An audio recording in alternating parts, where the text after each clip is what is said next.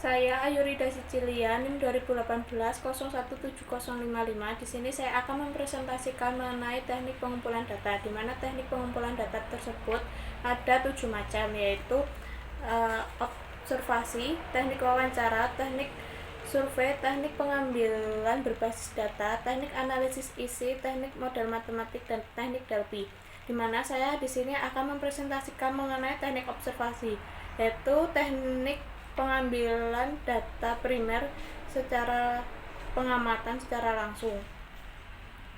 Kemudian dari klasifikasi pendekatannya, yaitu terdapat ada 2 pendekatan, yaitu behavioral observation dan non-behavioral observation, di mana behavioral observation terdapat 4 analisis. Yang pertama adalah analisis nonverbal, di mana mengamati gerakan tanpa ucapan, yaitu misalnya ekspresi wajah atau gerak tubuh.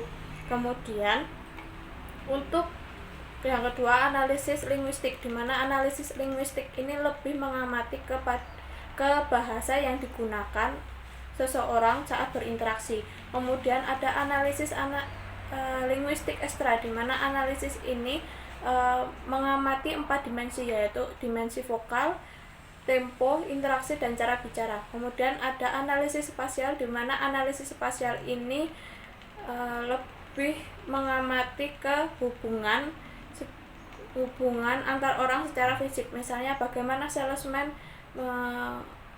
menjual barang dengan cara mendekati pelanggan secara fisik. Kemudian ada non-behavioral observation, yaitu terdapat 3 analisis.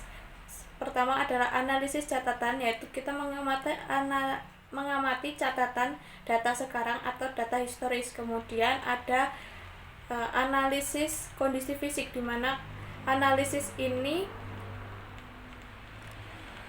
mengamati kondisi fisik suatu data. Misalnya kita mengamati fisik persediaan yang ada di gudang, kemudian kondisi keamanan pabrik seperti apa. Kemudian ada analisis proses fisik, di mana kita mengamati proses fisik yang ada, misal proses penggunaan prosedur-prosedur akuntansi dalam pembukuan dan lain sebagainya. Kemudian dalam pelaksanaannya dan kevaliditasannya, dalam pelaksanaannya observasi mempunyai 2 macam, yaitu ada observasi sederhana dan observasi struktural. Kalau observasi sederhana itu untuk penelitian eksploratory, di mana penelitian ini digunakan untuk variabel-variabel yang belum jelas. Kemudian untuk yang kedua adalah struktural, di mana struktural itu sudah ada pertanyaan-pertanyaan yang akan digunakan pada saat observasi dan ada langkah-langkahnya. Pertama adalah menentukan data yang akan diobservasi, kemudian membuat rencana pengumpulan data, kemudian yang ketiga memilih dan melatih pengamat, yang keempat adalah mencatat dan merekam yang akan diobservasi. Kemudian untuk kevaliditasannya terdapat 2 macam, yaitu reactivity response dan unobstructive measure, di mana kalau reactivity response itu terjadi karena diakibatkan pengamat hadir secara langsung untuk melakukan pengamatan dan mengganggu subjek tersebut. Dan untuk cara yang paling tepat adalah menggunakan unobstructive measure, di mana validitas ini adalah cara observasi tidak langsung yang kreatif, yaitu dengan cara melacak fisik, misalnya melihat keusangan benda yang telah digunakan. Kemudian untuk kebaikannya, data ini orisinil pada saat terjadi. Kemudian data diperoleh dari pengaturan alamiah yang keluar yang belum diubah dan belum dibuat peneliti. Kemudian observasi ini menghindari data yang dilupakan. Kemudian kelemahannya adalah pelaksanaannya yang lama, kemudian biayanya yang mahal. Kemudian kadang kejadian yang diobservasi itu belum terjadi dan tidak tahu kapan akan terjadi. Kemudian untuk wawancara itu adalah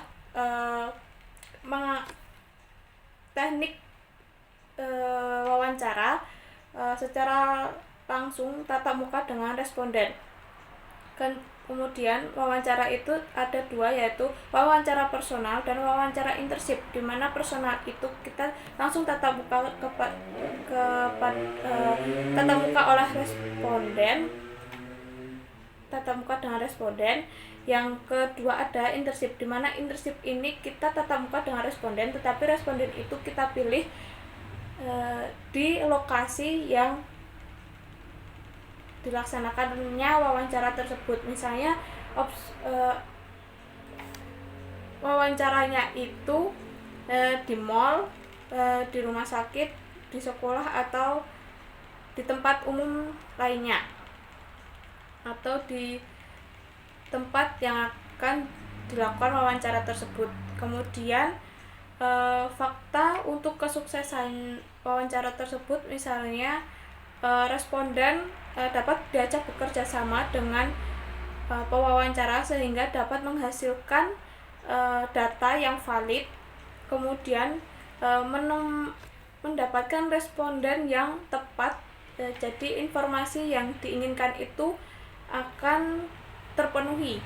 Kemudian biasanya permasalahannya adalah jika responden gagal diajak kerjasama, maka data yang akan digali itu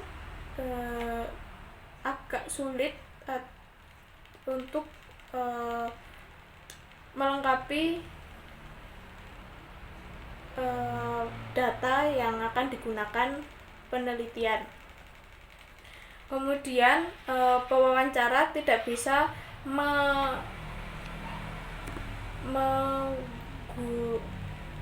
menggunakan atau mempengaruhi perilaku responden tersebut. Kemudian untuk kevaliditasannya kurang, maka dari itu perlu teknik probing, di mana menstimulasi responden menjawab lebih banyak dan lebih relevan. Kemudian wawancara personal itu juga ada kebaikan dan kelemahannya. Kebaikannya jika kerjasama yang baik oleh responden dapat dilakukan, maka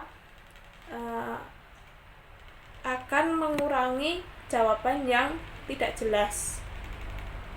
Kemudian untuk kelemahannya sendiri, karena biasanya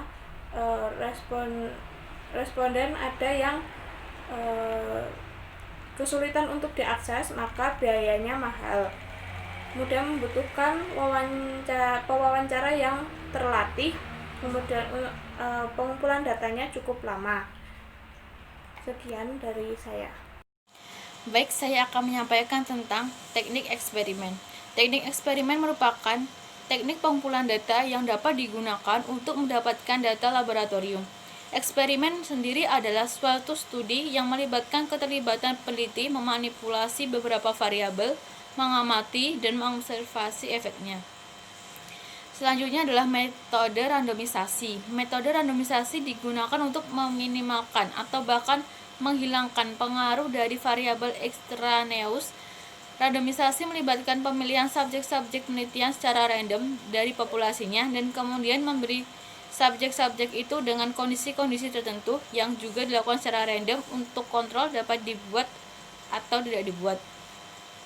Selanjutnya adalah validasi internal. Validasi internal adalah mengukur seberapa benar atau valid kausalitas terjadi, yaitu seberapa benar variasi di variabel dependen diakibatkan oleh variasi dari variabel-variabel independennya. Riset yang baik harus punya validitas yang kuat. Ada pula ancaman terhadap validasi internal. Ancaman terhadap validasi internal dapat disebabkan oleh beberapa hal sebagai berikut. Yang pertama adalah histori. Histori yaitu pengaruh antar periode pretest dan posttest. Yang kedua maturasi, yaitu pengaruh waktu yang mempengaruhi subjek. Yang ketiga adalah pengujian, yaitu pengaruh pengujian sebelumnya yang membuat subjek belajar yang akan mempengaruhi pengujian selanjutnya. Yang keempat adalah instrumentasi, yaitu pengaruh pergantian instrumen atau pergantian pengamat. Yang kelima adalah seleksi, yaitu pengaruh karakteristik subjek yang berbeda di grup treatment dengan yang di grup kontrol. Yang keenam adalah regresi, yaitu pengaruh menuju ke garis regresi yang berupa nilai ekspektasi, sehingga nilai-nilai kecil akan cenderung bergerak naik dan nilai-nilai besar akan cenderung bergerak turun. Yang ketujuh adalah mortality experiment, yaitu pengaruh perubahan komposisi subjek di grup treatment. Ancaman-ancaman tersebut dapat diatasi dengan proses randomisasi. Akan tetapi ada pula ancaman validitas internal yang tidak dapat diatasi secara randomisasi seperti 1. Difusi atau imitasi dari treatment. Yang kedua, compensatory equalization. Yang ketiga, compensatory rivalry revolusi. Yang keempat, resentful demoralization of the disadvantaged. Selanjutnya adalah design eksperimen. Desain eksperimen menunjukkan bentuk dari eksperimen yang akan dilakukan. Tujuan dari desain eksperimen ini adalah untuk mendapatkan bentuk eksperimen yang diinginkan, yang sesuai dengan kondisi lingkungan yang ada, sehingga didapatkan bentuk eksperimen yang tepat untuk mengkontrol kontaminasi yang terjadi di hubungan kausal antara variabel-variabel independen terhadap variabel dependen. Terdapat 3 kelompok desain eksperimen, yaitu yang pertama pre-eksperimen, yang merupakan desain eksperimen yang sederhana yang dengan sampel yang tidak menggunakan sampel kontrol, atau jika digunakan sampel kontrol tapi tidak ekuivalen dengan sampel treatmentnya karena item-item sampel tidak dipilih secara random. Yang kedua true eksperimen atau eksperimen kebetulan klasik, digunakan sampel kontrol yang ekuivalen dengan sampel treatment. Yang ketiga adalah eksperimen betulan ekstensi atau eksperimen yang dikembangkan ekstensi dari eksperimen betulan klasik adalah completely randomized design, randomized block design, Latin square design, dan factorial design. Selanjutnya adalah langkah-langkah eksperimen yang pertama. Yang pertama adalah memilih variabel-variabel yang relevan. Yang kedua, menentukan tingkat dari treatment. Yang ketiga, mengkontrol lingkungan eksperimen. Yang keempat, memilih desain eksperimen yang sesuai. Yang kelima, memilih subjek. Yang keenam, melakukan uji pilot atau pilot test. Yang ketujuh, merevisi eksperimen. Yang kedelapan, melakukan uji eksperimen. Yang sembilan adalah mencatat hasil eksperimen. Teknik selanjutnya adalah teknik survei. Teknik survei digunakan untuk mendapatkan data survei. Survei adalah metode pengumpulan data primer dengan memberikan pertanyaan kepada responden individu. Permasalahan survei dan cara mengatasinya. Permasalahan yang sering terjadi terletak pada pertanyaan-pertanyaan dan tidak meresponnya responden. Umumnya pertanyaan yang diajukan banyak dan panjang membuat responden enggan menjawabnya, dan ketidakjelasan pertanyaan juga membuat responden enggan untuk menjawabnya. Cara yang dapat dilakukan untuk mengatasi permasalahan tersebut adalah yang pertama dengan memberitahukan terlebih dahulu sebelum melakukan survei kepada responden. Yang kedua, memperhatikan isi dari survei seperti panjangnya pertanyaan. Pertanyaan dibuat tidak terlalu panjang tapi dapat dengan mudah dipahami dan tidak memerlukan waktu melebihi 10 menit untuk menjawabnya. Selain itu, agar survei lebih banyak direspon, bisa menggunakan sponsor survei yang disponsori oleh institusi. Survei yang disponsori oleh institusi cenderung lebih direspon dibandingkan dengan survei individual tanpa sponsor. Selain itu, tidak jarang responden enggan untuk mengisi karena diwajibkan untuk menulis nama. Sebaiknya, jika responden seperti itu, maka responden boleh untuk tidak mencantumkan nama di dalam mengisi survei. Ini teknik DLP, teknik analisis isi atau konten analisis, dan teknik model matematik. Teknik DLP ini digunakan untuk mendapatkan opini grup. Kemudian, teknik analisis isi atau konten analisis dilakukan untuk mendapatkan data arsip primer. Yang terakhir adalah teknik model matematik. Teknik ini dilakukan untuk mendapatkan data logik periset. Berikutnya, saya akan menjelaskan teknologi dalam riset. Dalam melakukan sebuah penelitian, salah satu metode yang sering digunakan yaitu survei. Nah, dalam melakukan survei, ini biasanya menggunakan kuesioner sebagai alat pengumpul datanya dan juga wawancara. Dalam melakukan wawancara, periset dapat melakukannya dengan cara face-to-face atau secara langsung.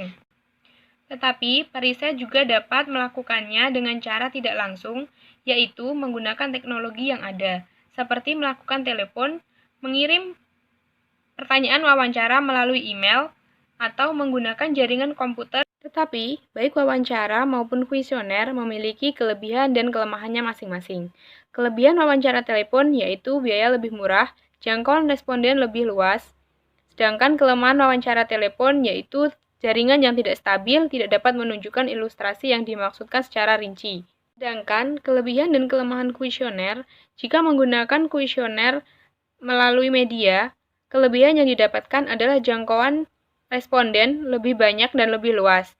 Tetapi kelemahannya, respon yang didapatkan lebih lambat dan respon yang kembali biasanya lebih sedikit dari kuesioner yang dibagikan. Teknologi dalam riset lainnya yang dapat kita gunakan seperti e-journal dan Google Cendekia. E-journal ini adalah sarana online web untuk mengelola sebuah jurnal ilmiah ataupun non-ilmiah.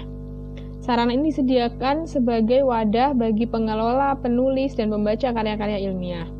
Sedangkan Google Cendekia yaitu layanan yang memungkinkan pengguna untuk melakukan pencarian materi. Nah, dari kedua ini, baik e-journal maupun Google Cendekia dapat kita gunakan sebagai teknologi dalam riset, baik sebagai pencarian referensi dan juga dapat kita gunakan sebagai wadah pempublikasian karya-karya ilmiah kita. Sekian presentasi yang dapat kami berikan, kurang lebihnya kami mohon maaf. Sekian dan salam.